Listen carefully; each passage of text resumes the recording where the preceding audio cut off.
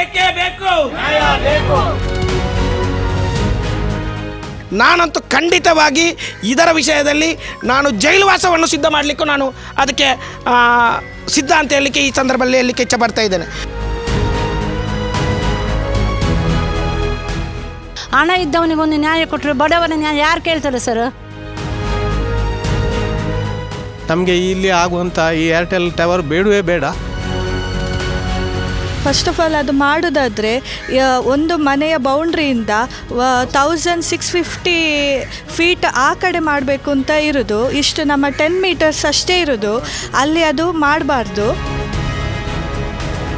ನಾವು ಈ ವಿಷಯದಲ್ಲಿ ಧಿಕ್ಕಾರ ನಮ್ಮದು. ಸರ್ಕಾರದ ಏನು ನಿಯಮಗಳುಂಟು ಇದರಲ್ಲಿ ಕೊಟ್ಟಿದ್ದೇವೆ, ಪರ್ಮಿಷನನ್ನು ಕೊಟ್ಟಿದ್ದೇವೆ. ಯಾವುದೇ ಕಾರಣಕ್ಕೂ ಇಲ್ಲಿನ ಆಸುಪಾಸಿನವರಿಗೆ ತೊಂದರೆ ಆಗಲಿಕ್ಕೆ ನಾವು ಬಿಡೋದಿಲ್ಲ. ಸಂಬಂಧಪಟ್ಟ ಅಧಿಕಾರಿಗಳು ನಾವು ಬರೀತೇವೆ ಏನೋ ಸಮಸ್ಯೆಗಳಿದ್ದರೆ. ಬೇಕೇ ಬೇಕು, ಬೇಕೇ ಬೇಕು, ಬಡವರ ವಿರುದ್ಧ ಅನ್ಯಾಯ ಮಾಡ್ತಿರೋ ಅಧಿಕಾರಿಗಳಿಗೆ ಬೇಕೇ ಬೇಕು, ಬೇಕೇ ಬೇಕು.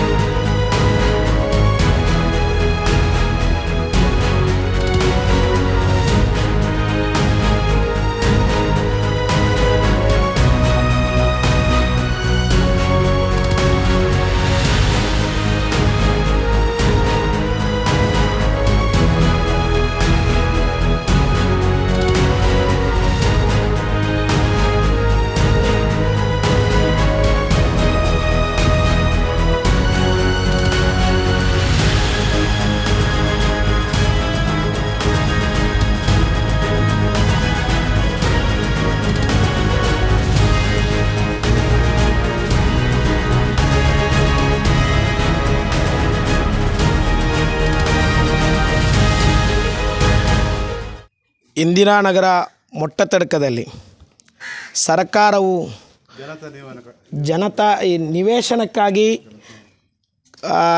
ಇಲ್ಲಿ ಬಡವರಿಗೆ ನಿವೇಶನಕ್ಕಾಗಿ ಮನೆ ಕಟ್ಟಲಿಕ್ಕೆ ನಿವೇಶನವನ್ನು ಕೊಟ್ಟಿರುತ್ತದೆ. ಅದರ ಅದರ ಹತ್ತಿರ ಈಗ ಒಂದು ಅತಿಯಾದ ಒಂದು ದೊಡ್ಡದಾಗಿರತಕ್ಕಂಥ ಒಂದು ಟವರನ್ನು ಇಲ್ಲಿ ವಾಸವಾಗಿರತಕ್ಕಂಥ ಮನೆಗಳ ಹತ್ತಿರವಾಗಿ ಈ ಒಂದು ಟವರನ್ನು ಇಲ್ಲಿ ನಿರ್ಮಿಸ್ತಾ ಇದ್ದಾರೆ. ಆದರೆ ನಾವು ಇದರ ವಿರುದ್ಧವಾಗಿ ಈ ಸ್ಥಳೀಯರು ನಾವೆಲ್ಲರೂ ಸೇರಿಕೊಂಡು ಮಾನ್ಯ ಜಿಲ್ಲಾಧಿಕಾರಿಗಳಿಗೆ, ಮಾನ್ಯ ಸಹಾಯಕ ಕಮಿಷನರಿಗೆ, ಮಾನ್ಯ ನಗರಸಭಾ ಕಮಿಷನರಿಗೆ ನಾವು ದೂರನ್ನು ಕೊಟ್ಟಿರ್ತೇವೆ. ಆದರೆ ಅದನ್ನು ನಿರ್ಲಕ್ಷ್ಯ ಮಾಡಿಕೊಂಡು ಯಾವುದೋ ಒಂದು ಕಂಪನಿಯ ಬಂದು ಇಲ್ಲಿ ಇಂಥ ಒಂದು ಟವರನ್ನು ನಿರ್ಮಿಸುವುದಾದರೆ ಖಂಡಿತವಾಗಿ ನಾವು ಇದೀಗ ಶಾಂತಿಯುತವಾಗಿ ನಾವು ಪ್ರತಿಭಟನೆಯನ್ನು ಮಾಡ್ತಾ ಇದ್ದೇವೆ. ದಯವಿಟ್ಟು ಆ ಕಂಪನಿಯವರಲ್ಲಿ ನಾನು ಹೇಳೋದು ಒಂದೇ, ನಮ್ಮ ತಾಳ್ಮೆಯನ್ನು ತಾವು ಪರೀಕ್ಷಣೆ ಮಾಡಬೇಡಿ. ಇದು ನಾವು ಪ್ರಥಮವಾಗಿ ನಿಮಗೆ ಶಾಂತಿಯುತವಾಗಿ ಒಂದು ಪ್ರತಿಭಟನೆಯನ್ನು ಮಾಡ್ತಾ ಇದ್ದೇವೆ. ಇದನ್ನು ನೀವು ನಿರ್ಲಕ್ಷ್ಯ ಮಾಡಿದರೆ ಖಂಡಿತವಾಗಿ ಇದಕ್ಕೆ ಉಗ್ರವಾಗಿ ಹೋರಾಟವನ್ನು ಮಾಡಿ ನಾನಂತೂ ಖಂಡಿತವಾಗಿ ಇದರ ವಿಷಯದಲ್ಲಿ ನಾನು ಜೈಲುವಾಸವನ್ನು ಸಿದ್ಧ ಮಾಡಲಿಕ್ಕೂ ನಾನು ಅದಕ್ಕೆ ಸಿದ್ಧ ಅಂತ ಹೇಳಲಿಕ್ಕೆ ಈ ಸಂದರ್ಭದಲ್ಲಿ ಹೇಳಲಿಕ್ಕೆ ಇಚ್ಛೆ ಪಡ್ತಾ ಇದ್ದೇನೆ. ಮೀಡಿಯಾದವರಲ್ಲಿ ನಾನು ಒಂದೇ ಒಂದು ವಾಕ್ಯ ಹೇಳೋದು, ಯಾಕೆ ಅಂತ ಕೇಳಿದರೆ, ಬಡವರಿಗೆ ಒಂದು ನ್ಯಾಯ, ಶ್ರೀಮಂತರಿಗೆ ಒಂದು ನ್ಯಾಯ ಮಾಡೋದಾದರೆ ಏನು ಸ್ವಾಮಿ ನ್ಯಾಯ ಎಲ್ಲಿದೆ? ನೀವೊಂದು ಮನೆ ಕಟ್ಟಿ ಒಂದು ಕಾಂಪೌಂಡ್ ನಿರ್ಮಿಸನ ಮಾಡೋದಾದರೆ ನಗರಸಭೆಯವರು ಬಂದು ಇಲ್ಲಿ ಆಚೆ ಪಕ್ಕದವರ ಒಂದು NOC ಬೇಕು ಅಂತ ಹೇಳ್ತಾ ಇದ್ದಾರೆ.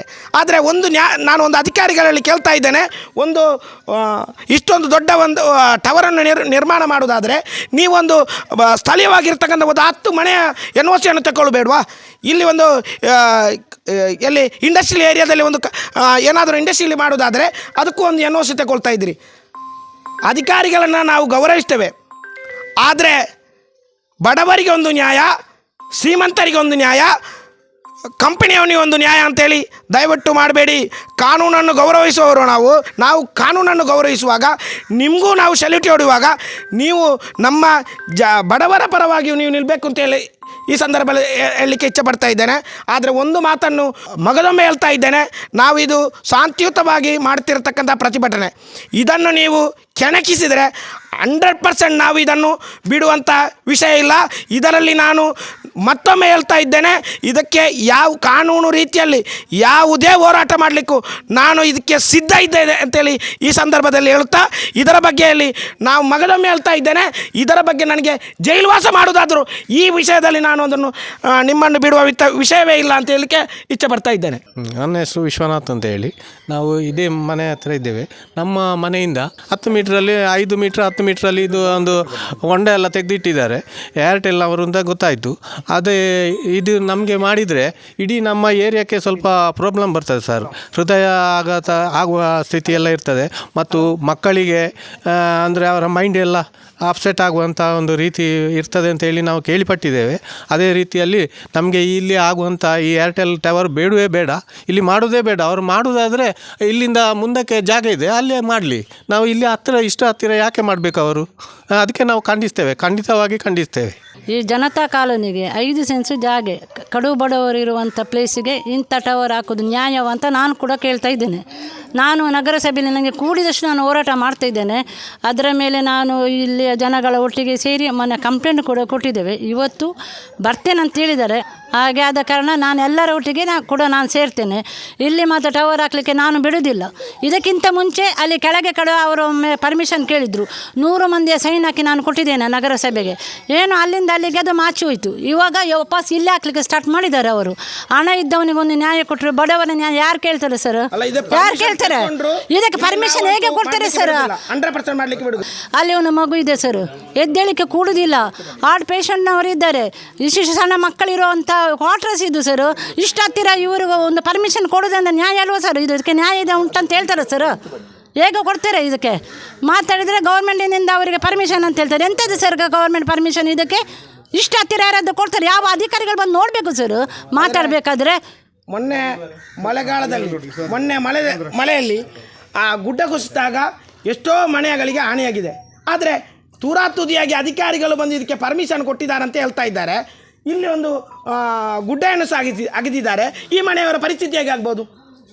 ಜನರ ಜೀವದಲ್ಲಿ ಯಾಕೆ ಆಟ ಆಡ್ತಾರೆ ಅಧಿಕಾರಿಗಳು ಅಂತ ಗೊತ್ತಿಲ್ಲ ನಮಗೆ.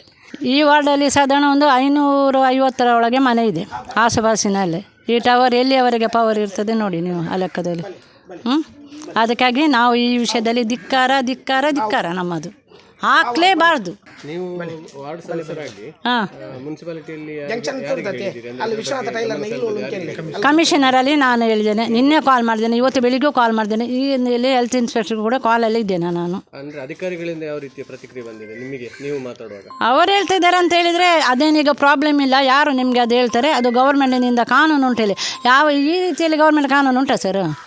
ಅವರದ್ದು ಪ್ರಶ್ನೆ ಅಷ್ಟೇ. ಅದಕ್ಕೆ ನಿನ್ನೆ ಕೂಡ ಹೇಳಿದ್ದೇನೆ, ಗೌರ್ಮೆಂಟ್ ಕಾನೂನು ಯಾವುದೇ ಇಲ್ಲಿ ಸರ್. ಪಬ್ಲಿಕ್ಕಾಗಿ ನಿಮಗೊಂದು ಕಂಪ್ಲೇಂಟ್ ಕೊಟ್ಟರೆ ನೀವು ಒಂದು ಇಲ್ಲಿ ಜನವನ್ನು ಕಳಿಸುವ ಜವಾಬ್ದಾರಿ ನಿಮ್ಮದು ಸರ್. ಯಾರನ್ನಾದರೂ ಒಬ್ಬರನ್ನು ಕಳಿಸಿ ಸರ್ ಅಂತ ಹೇಳಿದ್ದೇನೆ.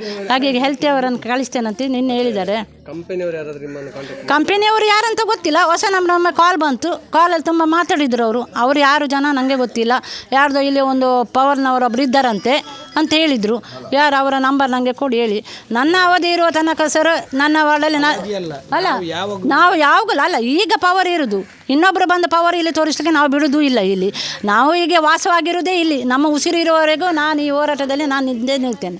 ನನ್ನ ಹೆಸರು ಕಾವ್ಯ. ಇಲ್ಲೇ ನಮ್ಮ ಮನೆ. ಇದು ಟವರ್ ನೆಟ್ವರ್ಕ್ ಅದರ ರೇಡಿಯೇಷನ್ ಜನರಿಗೆ ತುಂಬ ಎಫೆಕ್ಟ್ ಆಗ್ತದೆ. ಮತ್ತು ಫಸ್ಟ್ ಆಫ್ ಆಲ್ ಅದು ಮಾಡೋದಾದರೆ ಒಂದು ಮನೆಯ ಬೌಂಡ್ರಿಯಿಂದ 1650 ಫೀಟ್ ಆ ಕಡೆ ಮಾಡಬೇಕು ಅಂತ ಇರೋದು. ಇಷ್ಟು ನಮ್ಮ 10 ಮೀಟರ್ಸ್ ಅಷ್ಟೇ ಇರೋದು.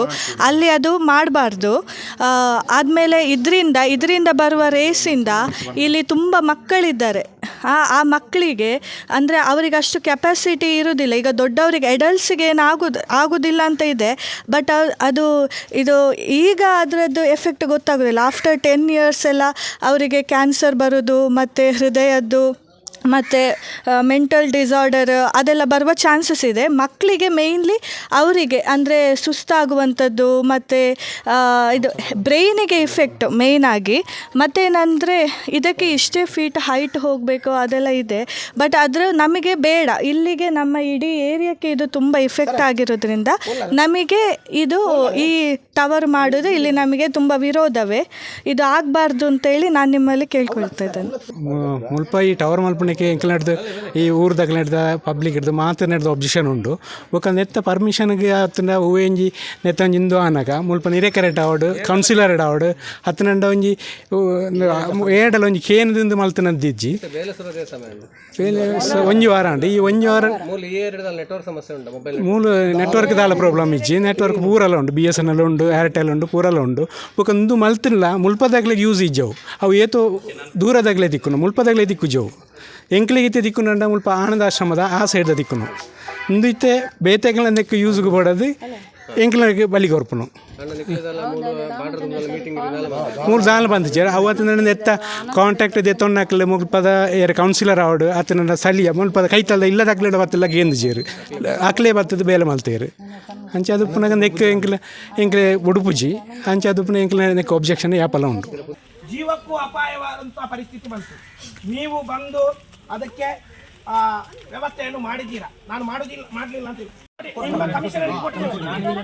ಒಂದು ನಿಮಿಷ ನೀವು ಮಾತಾಡಲಿಕ್ಕೆ ಬಿಡಿ. ನೀವು ನೋಡಿ, ನೀವೊಂದು ನಮ್ಮ ಒಂದು ಕಾಂಪೌಂಡ್ ಕಟ್ಟಬೇಕು ಅಂತಾದರೆ ನಗರಸಭೆಯಿಂದ ನೀವು ಬಂದು ಪರ್ಮಿಷನ್ ತಗೋಬೇಕು. ಅದು ಅಲ್ಲದೆ ಅದಕ್ಕೆ ದಾರಿ ಬೇಕು ಅಂತ ಹೇಳ್ತಾ ಇದ್ದೀನಿ. ಆದರೆ ಒಂದು ಇಂಡಸ್ಟ್ರಿಯಲ್ ಏರಿಯಾದಲ್ಲಿ ಒಂದು ಇದು ಮಾಡಬೇಕು ಅಂತಾದರೆ ಸ್ಥಳೀಯವಾಗಿ ಒಂದು 10 ಮನೆಯಿಂದ ನೀವು ಎನ್ಒಸಿ ತಗೊಳ್ತಾ ಇದ್ದೀರಿ. ಆದರೆ ಇದನ್ನು ಯಾವುದನ್ನು ಇಲ್ಲಿ ನಿವೇಶನ ಮಾಡಿದ ಜಾಗದಲ್ಲಿ ಈ ಥರ ಮಾಡೋದಕ್ಕೆ ಯಾವ ನ್ಯಾಯ? ಪರ್ಮಿಷನ್ ಕೊಡದಿದ್ರು ಸಹ ಟ್ರೀಟೆಡ್ ಆಸ್ ಪರ್ಮಿಟೆಡ್. ಅರ್ಥ ಆಯ್ತಾ? ನಮ್ಮ ಪರ್ಮಿಷನ್ ಅವಶ್ಯಕತೆ ಇಲ್ಲ ಅಂತ ಹೇಳ್ತಾರೆ. ಅರ್ಥ ಆಯ್ತಾ? ನಗರ ಸ್ಥಳೀಯ ಸಂಸ್ಥೆ ಅವರ ರೂಲ್ಸ್ ಪ್ರಕಾರ ನಗರ ಸ್ಥಳೀಯ ಸಂಸ್ಥೆಯ ಪರ್ಮಿಷನ್ ಕೊಡದಿದ್ರು ಸಹ ಅದು ಟ್ರೀಟೆಡ್ ಆಸ್ ಪರ್ಮಿಟೆಡ್ ಹಾಗೆ ಆಗ್ತದೆ ಅಂತ. ಅರ್ಥ ಆಯ್ತಾ? ಆಟೋ ಪರ್ಮಿಟ್ ಆಗ್ತದೆ ಅವರಿಗೆ ನಾವು ಪರ್ಮಿಷನ್ ಕೊಡದಿದ್ರು ಸಹ. ಆ್ಯಕ್ಚುಲಿ ಈಗ ಪರ್ಮಿಷನ್ ಕೊಟ್ಟದ್ದು ನಮ್ಮ ಸರ್ಕಾರದ ನಿಯಮ ಏನಿದೆ ಅದರ ಮೇಲೆ ಕೊಟ್ಟಿದ್ದೇವೆ ಅಷ್ಟೇ ಹೊರತು ಯಾವುದೇ ಉಲ್ಲಂಘನೆ ಆಗಲಿಲ್ಲ ಅಂತ ಕಮಿಷನರ್ ಹೇಳಿದ್ದಾರೆ. ಇವತ್ತು ಕಮಿಷನರ್ ರಜೆದಲ್ಲಿದ್ದಾರೆ. ಬಟ್ ಅಧಿಕಾರಿಗಳಿಗೆ ಅದನ್ನು ನಾವು ನಿಮ್ಮಲ್ಲಿ ನಾವು ಹೇಳ್ತಾ ಇದ್ದೇವೆ, ಯಾವುದೇ ಪರ್ಮಿಷನ್ ಕೊಟ್ಟು ಇದರ ಬಗ್ಗೆ ನಾವು ಹೋರಾಟ ಮಾಡಿ ಇದನ್ನು ನಿಲ್ಲಿಸುವುದು ಕಡಾಖಂಡಿತ. ಅದರಲ್ಲಿ ಯಾವುದೇ ಇದಿಲ್ಲ. 100% ನಿಲ್ಲಿಸ್ತೇವೆ. ನಿಮ್ಮ ರೆಗ್ಯುಲೇಷನ್ ಉಂಟು ನಿಮ್ಮ ಹತ್ರ? ರೂಲ್ಸ್ ಮೆಸೇಜ್ ಬರ್ತದೆ ನಿಮ್ದು ನಿಯರೆಸ್ಟ್ ಟವರ್ ಲೋಕಲ್ ಪರ್ಮಿಷನ್ ಉಂಟಾ ಅಂತ. ಲೋಕಲ್ ಪರ್ಮಿಷನ್ ಉಂಟಾ? ಅದನ್ನೇ ಹೇಳ್ತಾ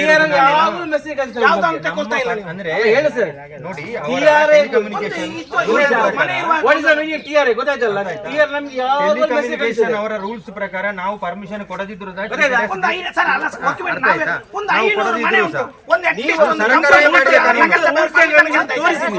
ಯಾವುದನ್ನು ಕೇಳದೆ ಇಷ್ಟೊಂದು ದೊಡ್ಡ ಟವರ್ ಮಾಡುವುದು ಅಂಗವಿಕಲರಿದ್ದಾರೆ ಇರೋದೇ ಇಲ್ಲ. ನಮಗೆ ಕೊಡ್ಲೇಬೇಕು ಅಂತ ನಗರ ಸಂಸ್ಥೆ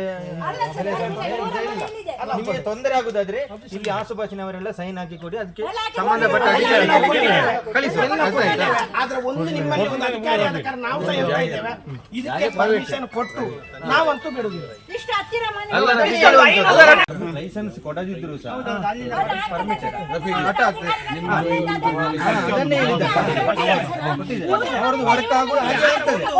ಒಂದು ಅಧಿಕಾರಿಗಳ ಮುಂದೆ ನಾವು ಹೇಳುದು, ಇನ್ನು ಸಾಮಾನಂತೂ ಬಂದ್ರೆ ಒಂದು ವಿಷಯ ನಾವು ನೀವು ಹೇಳಿದ್ದಕ್ಕೆ ನಾವು ಒಪ್ತೇವೆ, ಕಾನೂನಿಗೆ ನಾವು ತಲೆ ಬಾಗ್ತೇವೆ. ಹಾಗೆ ಅಂತ ಹೇಳಿ ಅನ್ಯಾಯ ಬಡವರಿಗೆ 500 ಮನೆ ಉಂಟು, ಈ ಮನೆಗಳಿಗೆ ಅನ್ಯಾಯ ಆಗುದಾದ್ರೆ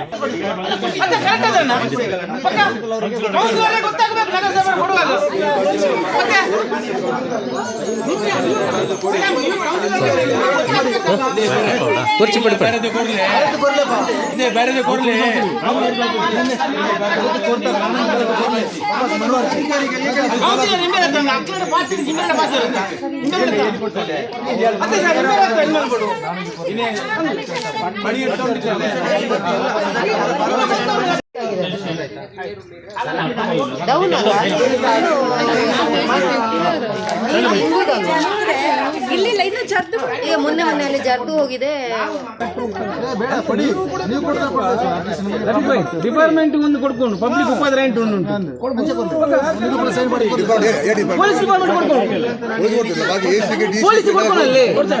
ಇವತ್ತು ಇಲ್ಲಿ ಮೊಟ್ಟೆತರಕ ಜನತಾ ಕಾಲೋನಿಯಲ್ಲಿ ಏರ್ಟೆಲ್ನ ಒಂದು ಟವರ್ ಹಾಕುವ ವಿಚಾರದಲ್ಲಿ ಸ್ಥಳೀಯರ ಆಕ್ಷೇಪಣೆ ಇದ್ದ ಕಾರಣ ನಾನಿವತ್ತು ಪೌರಾಯುಕ್ತರ ಮತ್ತು ಇಂಜಿನಿಯರ್ ಪರವಾಗಿ ಇಲ್ಲಿ ಬಂದಿದ್ದೇನೆ. ಇವತ್ತು ಪೌರಾಯುಕ್ತರ ಆಬ್ಸೆನ್ಸ್ ಇರುವ ಕಾರಣ ಅವರ ಪರವಾಗಿ ನಾನು ಬಂದಿದ್ದೇನೆ. ಟವರಿಗೆ ಆಲ್ರೆಡಿ ನಾವು ಪರ್ಮಿಷನ್ ಕೊಟ್ಟಾಗಿದೆ ನಗರಸಭೆಯಿಂದ. ಸರ್ಕಾರದ ಏನು ನಿಯಮಗಳುಂಟು ಇದರಲ್ಲಿ ಕೊಟ್ಟಿದ್ದೇವೆ, ಪರ್ಮಿಷನನ್ನು ಕೊಟ್ಟಿದ್ದೇವೆ. ನಗರಸಭೆಯಿಂದ ನಾವು ಪರ್ಮಿಷನನ್ನು ಕೊಟ್ಟಿದ್ದೇವೆ. ಆದರೆ ಇಲ್ಲಿನ ಆಸುಪಾಸಿನವರಿಗೆ ಏನು ಅವರ ಅಹವಾಲು ಇದೆ ಅದನ್ನು ಅನುಸರಿಸಿಕೊಂಡು ಅವರ ಅಬ್ಜೆಕ್ಷನ್ನ ಮೇಲೆ ಸಂಬಂಧಪಟ್ಟ ಅಧಿಕಾರಿಗಳಿಗೆ ನಾವು ಬರೀಲಿಕ್ಕೆ ಬದ್ಧರಾಗಿರ್ತೇವೆ. ಯಾವುದೇ ಕಾರಣಕ್ಕೂ ಇಲ್ಲಿನ ಆಸುಪಾಸಿನವರಿಗೆ ತೊಂದರೆ ಆಗಲಿಕ್ಕೆ ನಾವು ಬಿಡೋದಿಲ್ಲ. ಸಂಬಂಧಪಟ್ಟ ಅಧಿಕಾರಿಗಳು ನಾವು ಬರೀತೇವೆ ಏನೋ ಸಮಸ್ಯೆಗಳಿದ್ದರೆ. ಈಗ ಅವರು DC ಗೆ AC ಗೆಲ್ಲ ಮನವಿ ಕೊಟ್ಟಿದ್ದಾರೆ, ಮನವಿ ಮಾಡಿದ್ದಾರೆ ಅಂತೆ. ಬಟ್ ಅಲ್ಲಿಂದ ನಮಗೇನು ಅದು ಬರಲಿಲ್ಲ. ಮನವಿ ಕೊಟ್ಟರೆ ನೀವು ಪರಿಶೀಲನೆ ಮಾಡಿದೆ. ಅದಕ್ಕೋಸ್ಕರ ಇವತ್ತು ಬಂದಿದ್ದೇವೆ. ಈಗ ಪೌರಾಯುಕ್ತರು ಇಲ್ಲದ ಕಾರಣ ಅವರ ಪರವಾಗಿ ಬಂದಿದ್ದೇನೆ. ನಂತರ ಪೌರಾಯುಕ್ತರು ಬರ್ತಾರೆ, ಯಾಕಂದರೆ ಇವತ್ತು ಬೇರೆ ಪ್ರೈವೇಟ್ ಕಾರ್ಯಕ್ರಮದ ಮೈಸೂರಿಗೆ ಹೋಗಿದ್ದಾರೆ.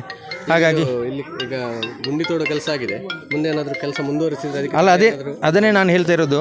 ನಗರಸಭೆ ಸಂಸ್ಥೆ ಪರ್ಮಿಷನ್ ಅನುಮತಿ ಇಲ್ಲದಿದ್ದರೂ ಸಹ ಅವರಿಗೆ ಸರ್ಕಾರದ ಮಟ್ಟದಲ್ಲಿ ಪರ್ಮಿಷನ್ ಆಗ್ತದೆ. ಆದ ಕಾರಣ ನಮ್ಮ ಹಂತದಲ್ಲಿ ಪ್ರಸ್ತುತ ಇಲ್ಲ. ಅದು ಆಲ್ರೆಡಿ ಪರ್ಮಿಷನ್ ಗ್ರ್ಯಾಂಟ್ ಆಗ್ತದೆ ಅವರಿಗೆ. ನಾವು ಇನ್ಸ್ಪೆಕ್ಷನ್ ಮಾಡಿ ಪರ್ಮಿಷನ್ ಕೊಡೋದಿದೆ, ಡೀಮ್ ಟು ಪರ್ಮಿಷನ್ ಆಗ್ತದೆ ಅವರಿಗೆ. ಹಾಗಾಗಿ ಸ್ಥಳೀಯರಿಂದ ಏನಾದರೂ ಮನವಿ ಅವರಿಗೆ ಏನು ಸಮಸ್ಯೆಗಳಿದೆ ಅದನ್ನು ಅನುಸರಿಸಿಕೊಂಡು ಸಂಬಂಧಪಟ್ಟವರಿಗೆ ನಾವು ಬರಲಿಕ್ಕೆ ಇದು ಮಾಡ್ತೇವೆ. ಯಾವುದೇ ಕಾರಣಕ್ಕೆ ಸ್ಥಳೀಯರಿಗೆ ತೊಂದರೆ ಆಗಲಿಕ್ಕೆ ನಾವು ಸಪೋರ್ಟ್ ಮಾಡೋದಿಲ್ಲ. UPI ಸ್ಕ್ಯಾನರ್ ಬಳಸಿ ಹಣ ತೆಗೆಯಿರಿ. ಕಾರ್ಡ್ ಇಲ್ಲದೆಯೇ ಹಣ ವಿತ್ಡ್ರಾ ಮಾಡಬಹುದಾದ ವ್ಯವಸ್ಥೆ. Google pay, phone pay, Paytm scanner ಬಳಸಿ ವಿತ್ಡ್ರಾ ಮಾಡಿ.